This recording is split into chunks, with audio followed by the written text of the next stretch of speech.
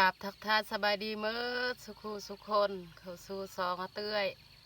สำหรับตอนเช้ามื้อนี้คอยกับเบายับกับขึ้นไห้ขึ้นไห้ที่ใกล้บ้าน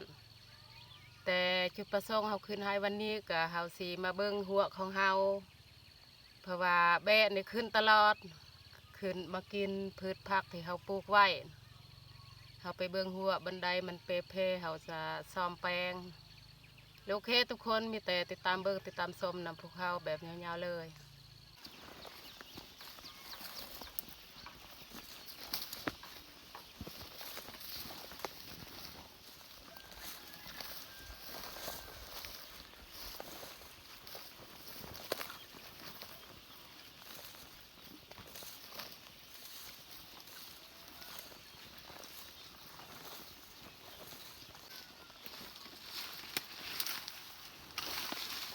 นี่แหละบอลที่เขาเฮ็ดหัวหน่อแคมเส้นทาง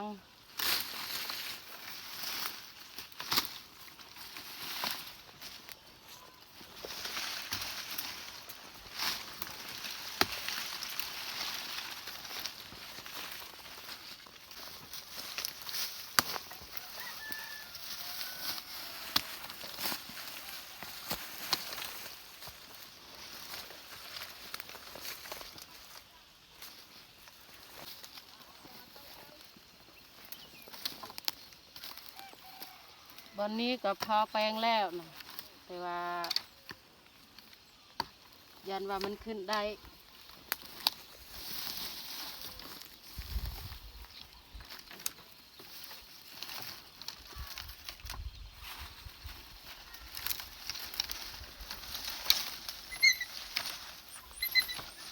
ดาม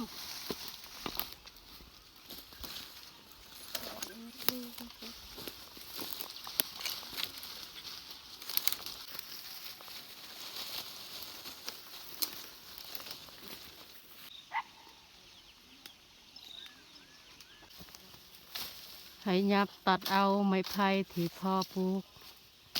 เพราะว่าเขาสิเฮ็ดเบื้องลุ่มหั่น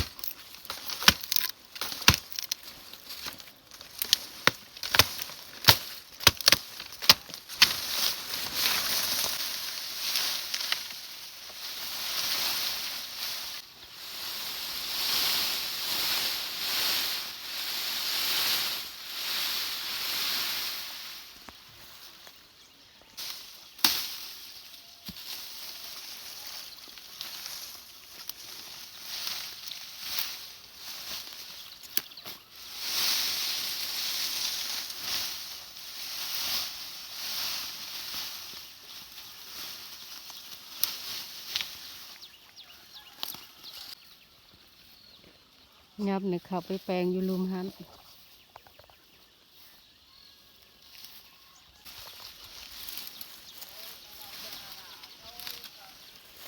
บอนนี้เนี่ยถ้าเวลาเขาไล่แต่กลางหายของเฮานี่มันลงได้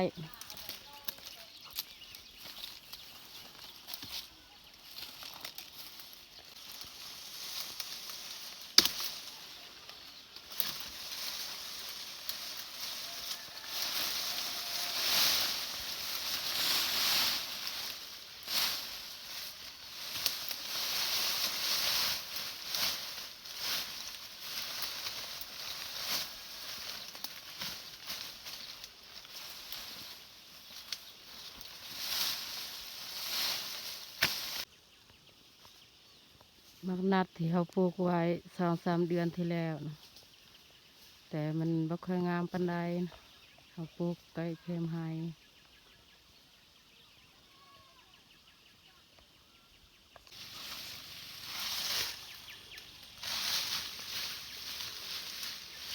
บนนี้นี่เข้าเจ้าเอาไปตัดไม้แต่หัวนี่เขาบ่แปลง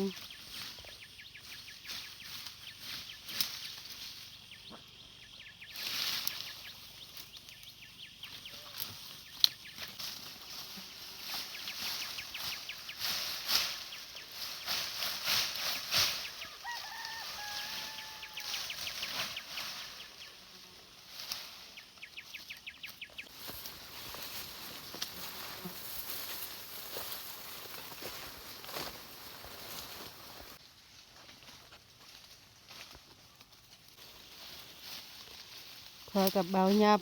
ไปแปลงหัวแต่ลุ่มจนฮอดข้างมึงนี้แล้วแต่ว่ายังมาทันสุดนะเขาไป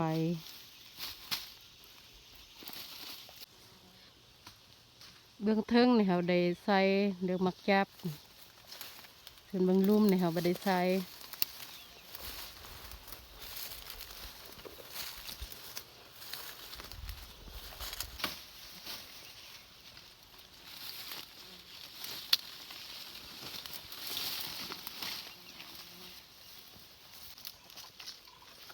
บนนี้นี่มีโอกาสเนาะแบะนี่ขึ้นได้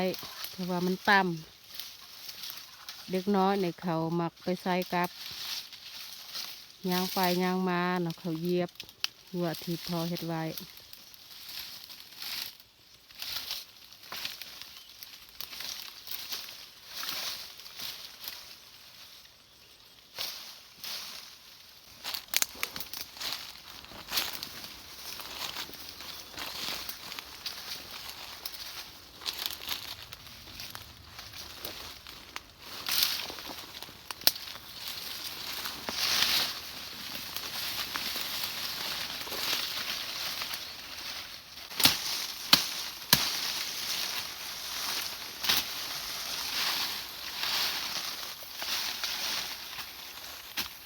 วันนี้วันนึงที่แบะนี่ขึ้นได้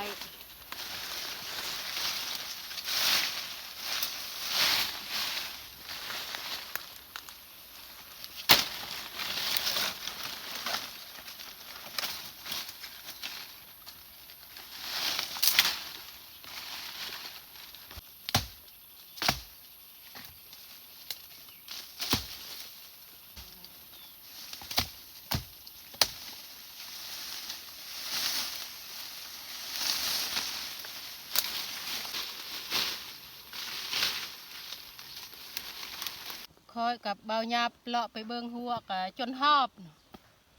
เขือแตนเนาะแปลงหัวกะเมื่อยแหงเพราะว่าเด็กน้อยในเขาไปลิ้นเขาขึ้นเหยียบหัวเขาเพเมด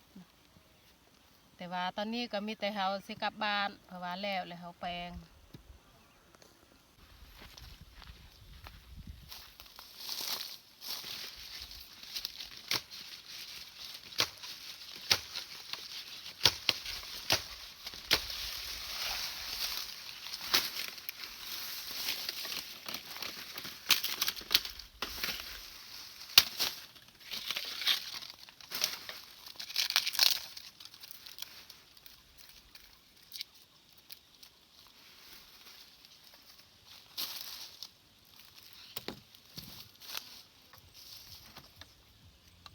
เขาไปตัดเอาแต่เทิงมาตัดเป็นท่อนสั้นๆอยู่นี่เพราะว่าอยู่เทิงมันห่อน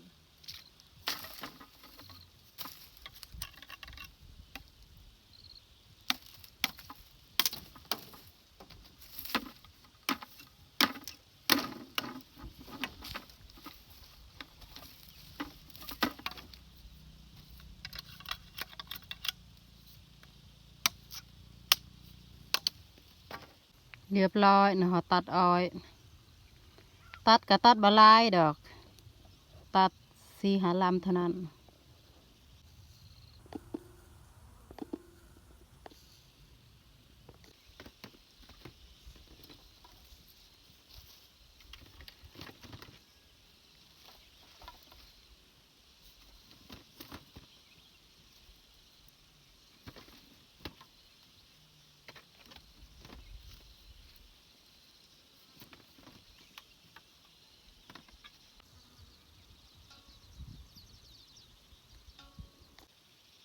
และสำหรับคลิปนี้ก็น่าสิจบลงที่นี้เลยนะต้องขอบอกขอบใจทุกท่านที่เข้ามาเบิ่งมาชมแต่ตอนจนจบถ้ามักคลิปนี้ก็อย่าลืมฝากกดไลค์ถ้าถึกใจก็อย่าลืมฝากกดแชร์นะเพื่อเฮ็ดให้มีกำลังใจอาเตยได้เฮ็ดคลิปต่อๆไปขอขอบใจบ๊ายบายเจอกันในคลิปต่อไป